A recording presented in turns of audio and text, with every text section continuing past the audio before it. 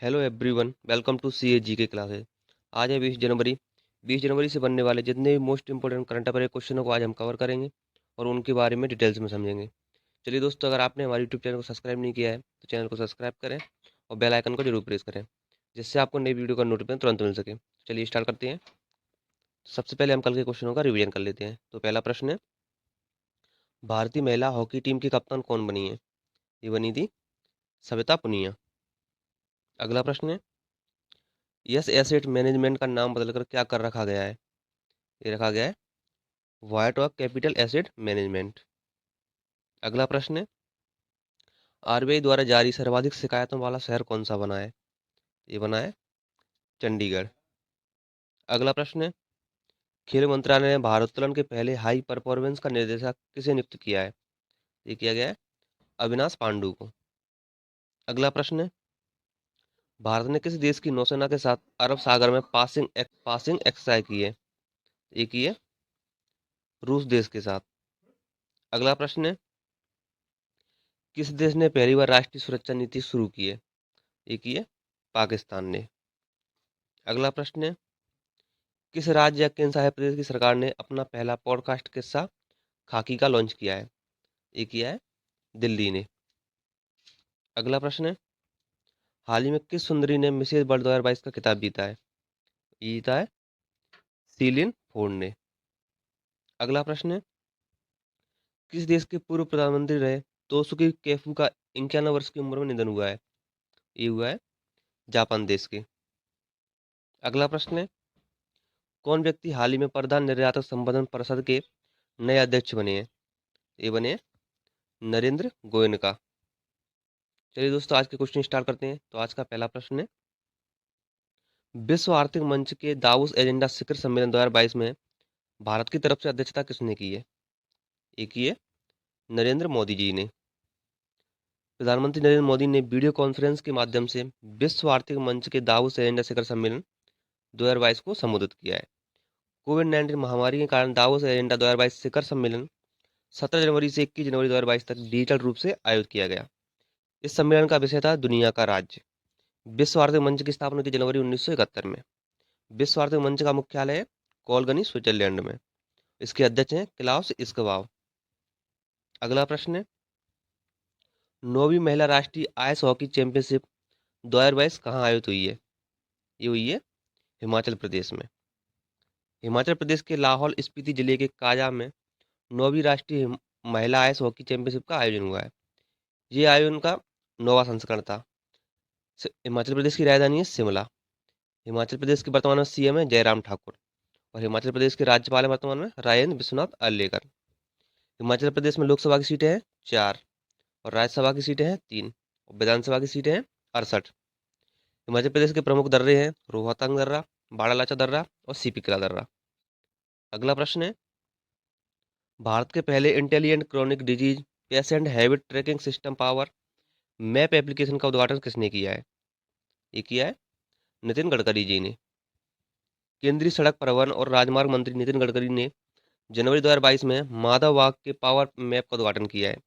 Power map डॉक्टरों के लिए विकसित किया गया है एक मेडिकल एनालिटिक्स एप्लीकेशन है, जिससे उन्हें मरीज के क्लिनिकल मापदंडों के बारे में आवश्यक मेडिकल इंटेलिजेंस प्राप्त करने में मदद मिलती है, ताकि उनकी पुरानी बीमारियों को प्रभावी ढंग से ठीक किया जा सके। यह भारत का पहला intelligent chronic disease patient habit habit tracking system है। अगला प्रश्न है, दुबई में अंतर्राष्ट्रीय लोक कला महोत्सव में किसने स्वर्ण पदक जीता है? तो ये जीता है सुमित भाले ने। महाराष्ट्र के एक युवा लावड़ी कलाकार सुमित भाले ने दुबई में अंतर्राष्ट्रीय लोक कला महोत्सव में स्वर्ण पदक जीता है। वह महाराष्ट्र के फुलवाड़ी जिले के पाथरी के रहने वाले हैं। लावड़ी महाराष्ट्र का पारंपरिक नृत्य है। यह पारंपरिक गीत और नृत्य का एक संयोजन है जो विशेष रूप से ढोलकी की थाप पर किया जाता है। अगला प्रश्न है, कौन सा हाईकोर्ट न्याय घड़ी स्थापित करने वाला देश का पहला हाईकोर्ट बन गया है? ये बन गया है गुजरात हाईकोर्ट। गुजरात हाईकोर्ट न्याय घड़ी वाला देश का पहला राज्य बन गया है, जहां अदालत परिसर के भीतर एक बाहरी डिस्प्ले एलईडी दीवार होगी जो मामलों के निपटान और लंबित मामलों आदि को प्रदर्शित करता है। इस दौरान जस्टिस चंद्रचूड़ ने कहा है कि प्रौद्योगिकी के उपयोग और मानव हस्तक्षेप के बीच एक स्वस्थ संतुलन बनाए रखा जाना चाहिए। गुजरात की राजधानी है गांधीनगर। गुजरात के वर्तमान में सीएम है भूपेंद्र पटेल और राज्यपाल है वर्तमान में आचार्य देवव्रत। गुजरात में लोकसभा की सीटें हैं 26, राज्यसभा की सीटें हैं 11 और विधानसभा की सीटें हैं 182। अगला प्रश्न है, हरियाणा सरकार ने किसे राज्य महिला आयोग की अध्यक्ष नियुक्त किया है? ये किया है रेणु भाटिया को। हरियाणा सरकार ने एनआईटी फरीदाबाद की रेणु भाटिया को राज्य महिला आयोग की अध्यक्ष नियुक्त किया है। उनकी नियुक्ति 3 वर्ष के लिए हुई है। रेणु भाटिया ने 2008 में बनी 42 मिनट की short film docu drama Benazir एक हत्या में मुख्य किरदार निभाया था। इसके अलावा आयोग की उपाध्यक्ष प्रीति भारद्वाज का कार्यकाल 1 वर्ष के लिए बढ़ाया गया है। हरियाणा की राजधानी है चंडीगढ़। हरियाणा के वर्तमान में सीएम है मनोहर लाल खट्टर और हरियाणा के वर्तमान राज्यपाल हैं बंडारू दत्तात्रेय। हरियाणा में लोकसभा की सीटें हैं 10 और राज्यसभा की सीटें हैं 5 और विधानसभा की सीटें हैं 90। अगला प्रश्न है, कौन व्यक्ति हाल ही में भारत के अगले उप थल सेना अध्यक्ष बने हैं? ये बने हैं मनोज पांडे। हाल ही में भारत सरकार ने पूर्वी सेना commander lieutenant general Manoj Pande को अगले उप थल सेना अध्यक्ष के रूप में नियुक्त करने के प्रस्ताव को मंजूरी दी है। इससे पहले मनोज पांडे 1 जून 2021 को महत्वपूर्ण पूर्वी सेना कमान के नए कमांडर के रूप में कार्यभार संभाला था। वह 31 जनवरी को सेवानिवृत्त होने वाले लेफ्टिनेंट जनरल सीपी मोहंती के उत्तराधिकारी होंगे। अगला प्रश्न है, किस पुरुष खिलाड़ी को वर्ष 2021 का FIFA player of the year चुना गया है?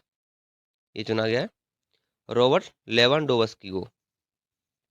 हाल ही में पोलैंड के रॉबर्ट लेवांडोव्स्की को वर्ष 2021 के सर्वश्रेष्ठ पुरुष फुटबॉल खिलाड़ी 2021 चुने गए हैं। उन्होंने लगातार दूसरे साल यह पुरस्कार अपने नाम किया है।